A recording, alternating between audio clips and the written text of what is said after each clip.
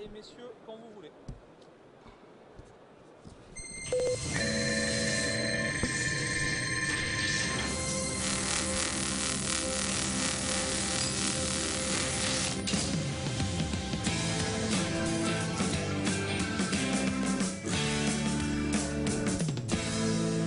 En direct, en public, à l'occasion de cette deuxième journée du Midest 2014. Bonjour Philippe Eudeline. Bonjour. Philippe Eudeline, vous êtes le directeur technologie innovation au sein de la branche Thales Air Systems, c'est bien ça? Oui, c'est ça. Présentation un petit peu de votre quotidien.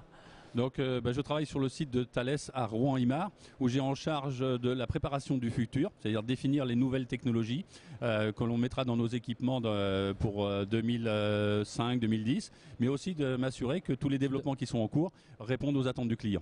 Alors effectivement, des tendances, vraiment beaucoup de secteurs couverts, aéronautique, espace, transport terrestre, sécurité. Décrivez-nous un petit peu toutes les applications de Thales et notamment de Thales Air Systems, puisque le groupe est immense, Oui. Une émission n'y suffirait pas. Oui, tout à fait. Le groupe fait 67 000 personnes, 14 milliards d'euros de chiffre d'affaires, donc on ne pourrait pas résumer en 10 minutes. Par contre, le site de Rouen, lui, a une mission très particulière, puisque le site de Rouen fait un petit peu moins de 300 personnes et a deux secteurs d'activité particuliers. Le premier, ce sont les radars du trafic du contrôle aérien et les radars de surveillance côtière, donc application civile.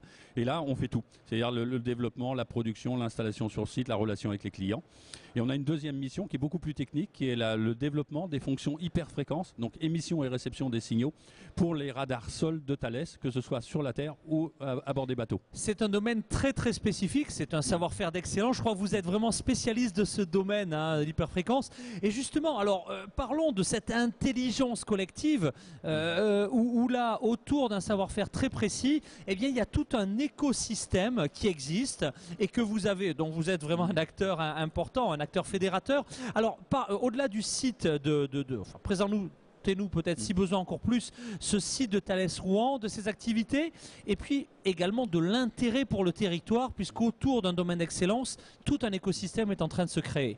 Oui, tout à fait. Alors, comme j'ai dit, le site fait 300 personnes, mais c'est un site extrêmement technique, c'est-à-dire qu'il y a 120 ingénieurs, 130 techniciens, quoi, donc il y a 250 personnes extrêmement techniques.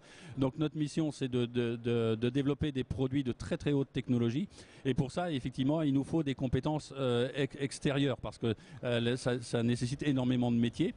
Donc, on a créé sur le territoire toute des relations extrêmement fortes, à la fois avec les laboratoires de recherche, pour préparer nos technologies de demain ou trouver des compétences dans l'expertise, par exemple. Un de nos axes de développement, c'est la fiabilité des systèmes électroniques embarqués, parce que ce qui fait la force de Thales, c'est que les produits que l'on livre sur nos clients sont extrêmement fiables, ils doivent fonctionner pendant 20-30 ans. On n'a pas souvent droit à l'erreur quand il s'agit de radars ou de solutions embarquées, j'imagine. Exactement, mais comme il y a la compétition qui pousse, il faut aussi être innovant pour baisser les prix, apporter de la compétitivité. Et donc, il faut s'assurer que les nouvelles technologies que l'on introduit dans nos équipements ont le bon niveau de fiabilité. Et ça, c'est des travaux extrêmement longs. Et donc, on a créé un écosystème alors plutôt sur Rouen, hein, au Technopôle du Madrier, en mettant à la fois des labos privés et des labos de l'université, tous ensemble, chacun dans ses spécialités, qui nous aident à améliorer la fiabilité. Du coup, on comprend bien l'intérêt pour le territoire, acteurs publics, recherche, éducation et tout ce tissu de PME. Alors, ce que je vous propose, c'est peut-être vraiment, on va séquencer les trois pour bien comprendre un petit peu cette dynamique. La première étant finalement les relations entre Thales et les laboratoires de recherche régionaux. Expliquez-nous un peu comment ça se passe et finalement cette dynamique, comment elle peut se matérialiser peut-être. Et voilà, je suis dans le territoire, j'envisage moi aussi, acteur de la recherche, de développer mes activités en Normandie. Qu'est-ce qui va se passer? Alors, je vais prendre un exemple très concret qui est la fiabilité des systèmes électroniques. Donc, Thales a un besoin, c'est-à-dire de pouvoir étudier la fiabilité des composants. Donc, on est allé voir les laboratoires, donc de l'Université de Rouen, de l'ESIGELEC, de l'INSA, des laboratoires privés comme le CEVA. On a expliqué notre problématique. Ils ont été intéressés. On a monté un projet de recherche. Et comme ça intéressait pas seulement l'aéronautique ou la défense, on l'a monté avec l'automobile, avec Valeo. on a déposé ce projet avec le soutien de la région Haute-Normandie. Donc c'est un projet quand même de plus de 9 millions d'euros. Donc vous voyez, des gros projets. Donc on a gagné ce contrat, ce qui a permis au laboratoire de s'équiper, donc avec du matériel ultra performant à l'état de l'art mondial, de mettre en place des compétences à travers des thèses, à travers des post-docs. Et aujourd'hui, le contrat est terminé et les laboratoires se sont réunis ensemble pour faire une plateforme et mettre ces moyens à disposition non seulement de Thales, mais de l'ensemble des acteurs français, et on envisage à la suite européens et internationaux. Oui, on est loin des barrières traditionnelles entre le monde de la recherche académique d'un côté, la recherche privée, les entreprises. Là, ça joue vraiment collectif. On est vraiment dans du co-développement, dans de la recherche, vraiment dans ces nouveaux finalement business collaboratifs. Oui, tout à fait. Alors, je ne vous cache pas qu'au début, il a fallu un peu évangéliser, mais maintenant, ça y est, c'est très acquis. Je pense que tout le monde a très bien compris l'intérêt pour les uns et pour les autres de travailler ensemble sur des sujets très techniques.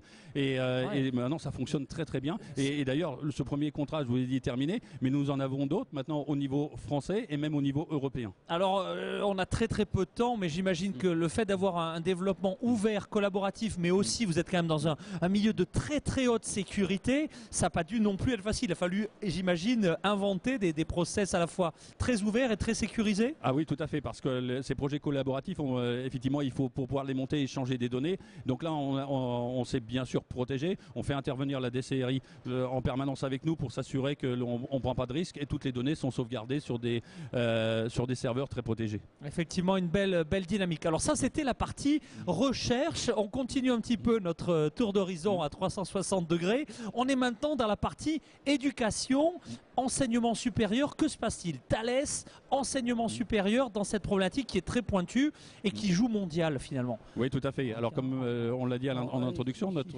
sur notre site, une de nos spécificités, ce sont les micro-ondes, les hyperfréquences. Et là, il y a très peu de formation. Donc nous avons monté, donc Thales et l'Université de Rouen avec l'IUT et les CIGELEC, des formations spécifiques de façon à pouvoir former des étudiants dans ces domaines-là au niveau technicien supérieur et au niveau ingénieur. Et donc aujourd'hui, beaucoup d'ingénieurs d'ailleurs de Thales interviennent dans ces formations pour apporter les dernières innovations et faire en sorte que les étudiants, quand ils sortent, sont directement employables. Philippe Odelil, je trouve modeste parce que vous dites beaucoup d'ingénieurs de Thales, mais vous me racontiez en préparant cette émission une anecdote, je crois qu'elle est assez éloquente. Aujourd'hui, quand on a des savoir-faire pointus, il ne faut pas hésiter, quand on est promoteur, vous avez énormément de responsabilités, mais je crois que vous-même, vous êtes relevé les manches pour aller donner des cours et pour vous-même, chaque année, vous remettre un petit peu en question auprès de jeunes et les former, c'est bien ça? Oui, tout à fait. J'interviens à la fois à l'IUT de Rouen et à l'ESIGELEC pour, je dirais, aller porter la bonne parole et former les étudiants dans ce domaine très spécifique que sont les micro-ondes. Et oui, parce que ça évolue tellement vite que j'imagine le former des profs de manière académique serait quasiment du domaine de l'impossible, quoi. C'est très difficile de les amener à l'état de l'art mondial en permanence, quoi. Donc effectivement, nous industriels, on y est confrontés dans notre vie de tous les jours, donc c'est plus facile pour nous, quoi. Alors on a vu le pôle recherche, on a vu le pôle éducation, on est au MIDES qui est un rendez-vous annuel structurant pour les relations entre les donneurs d'ordre et les sous-traitants. Quelles sont les relations typiques entre Thales et le monde des PME, notamment les PME locales, celles qui sont vraiment... on pourrait parler de la Technopole du Madrier, on pourrait parler de Rouen, et puis on pourrait parler de la Normandie et le reste du monde, si je puis dire. Oui, alors Thales, en tout cas le site sur lequel je travaille, on a changé de stratégie au début des années 2000. Avant 2000, on avait tous les moyens de production en interne et après 2000, on a décidé d'externaliser toutes les tâches de production, c'est-à-dire la réalisation des cartes électroniques, des boîtiers mécaniques. Et bien sûr, on s'est appuyé à travers Normandie Aéroespace sur les partenaires locaux. Et donc là, nous utilisons un certain nombre de partenaires qui sont sur le territoire normand, hein, on vise la Normandie, pour réaliser l'ensemble de nos fonctions. Alors bien sûr, il y a des aspects de compétitivité, hein, mais nous avons la chance d'avoir sur le territoire normand des PME extrêmement performantes et qui apportent de la compétitivité à Thales. Très bien, eh bien en conclusion, parce que je sais qu'au-delà de vos fonctions chez Thales, et je renvoie à une autre interview sur le site de Midest, eh bien vous avez aussi vous-même un rôle dans la filière, hein, notamment au sein de Normandie Aéroespace. Mais si vous deviez lancer un appel à des entreprises, des entrepreneurs, des chercheurs, des étudiants aussi, pour aller s'implanter en Normandie, quelle serait votre conclusion ? Ma conclusion, c'est que la Normandie, c'est vraiment une terre industrielle, aéronautique, spatiale, défense et sécurité, qui a un tissu économique, un écosystème extrêmement performant, avec des grands groupes de grands renoms, hein, Thales, Zodiac, Safran, qui sont très, très présents, des PME extrêmement performantes, mais adossés à des établissements d'enseignement et des laboratoires de recherche qui sont vraiment très motivés pour aider les industriels locaux. Eh bien écoutez, un grand merci. J'imagine que pour en savoir plus, le site de Thales Air System donnera quelques clés d'entrée. Un grand merci, mesdames et messieurs. Philippe Audeline, le directeur technologie innovation de Thales. Merci beaucoup. Merci, à bientôt à l'antenne de Mides TV.